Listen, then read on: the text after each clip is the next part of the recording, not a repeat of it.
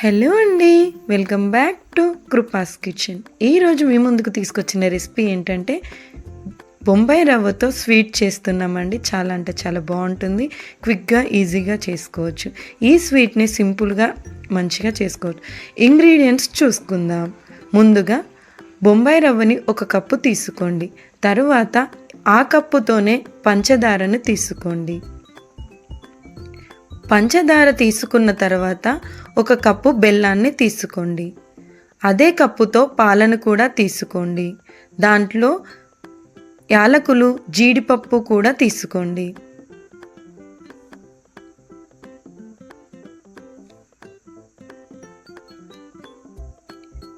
ఇప్పుడు నెయ్యిని కూడా తీసుకోండి.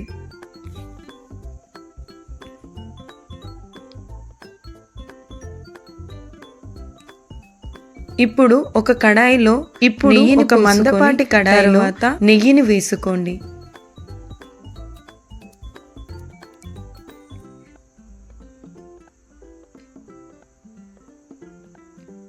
నెయ్యి మంచిగా వేడైన తర్వాత బొంబాయి రవ్వ వేసుకొని దోరగా గోల్డెన్ బ్రౌన్ కలర్ వచ్చేంత వరకు వేయించుకోండి.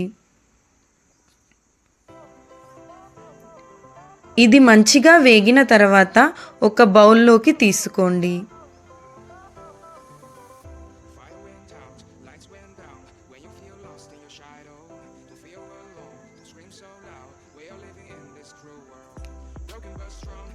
ఇప్పుడు మరలా గిన్నెను పెట్టుకొని దాంట్లో జీడిపప్పులు వేయించుకోవడానికి సరిపడా నెయ్యిని వేసుకోండి. ఇందులో జీడిపప్పు వేయించుకోండి. దోరగా వేయించుకోండి. జీడిపప్పుని చాలా బాగుంటుంది టేస్ట్. ఇప్పుడు ఈ జీడిపప్పుని ఒక గిన్నెలోకి తీసుకోండి. తర్వాత అదే గిన్నెలో పాలను పోసుకోండి. ఒక కప్పు గోధుమ రవ్వకి 1 కప్పు పాలు, 2 కప్పుల నీళ్లను తీసుకోండి. ఇప్పుడు దీన్ని మంచిగా కలుపుకోవాలి. ఇప్పుడు ఇందులో పంచదార వేసుకుందాం.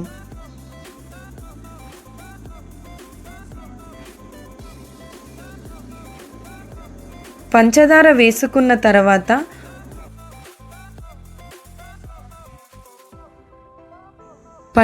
వేసుకున్న తర్వాత వేయించుకున్న గోధుమ రవ్వని ఈ పాలలో వేసుకుందాం.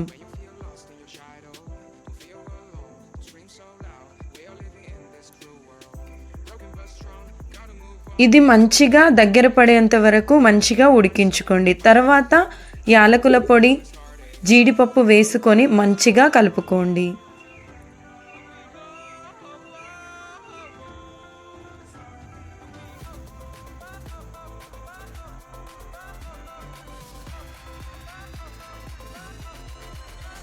ఇది పూర్తిగా దగ్గర పడిన తర్వాత ఇప్పుడు బెల్లాన్ని వేసుకుందాం.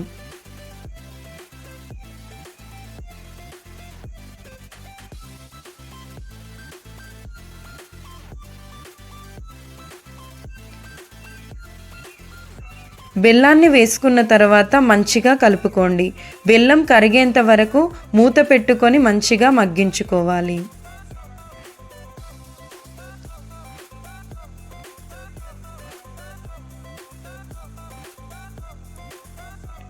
ఇప్పుడు బెల్లం మొత్తం కరిగిపోయింది. ఇప్పుడు దీంట్లో లాస్ట్లో ఫుడ్ కలర్ కొంచెం వేసుకుందాం. ఇది కలర్ కోసం అండి. ఇది వేసుకుంటే వేసుకోవచ్చు, లేకపోతే ఇది ఆప్షనల్. ఇప్పుడు మన స్వీట్ రెసిపీ రెడీ అయిపోయింది. చాలా అంటే చాలా బాగుంటుందండి. ప్రసాదాలకైతే చాలా బాగుంటుంది. త్వరగా తయారు చేసుకొని దేవుడికి నైవేద్యంగా పెట్టవచ్చు. ఇవి చిన్నపిల్లలు కూడా చాలా ఇష్టంగా తింటారు. ఎందుకంటే బెల్లం చాలా హెల్దీ కాబట్టి మీరు కూడా ట్రై చేసి నాకు కామెంట్ చేసి చెప్పండి. ఎంతో అంటే ఎంతో బాగుంటుందండి ఈ రెసిపీ. ఎప్పుడైనా బొంబాయి రవ్వతో ఏం చేసుకోవాలనుకుంటే ఈ స్వీట్ ట్రై చేయండి.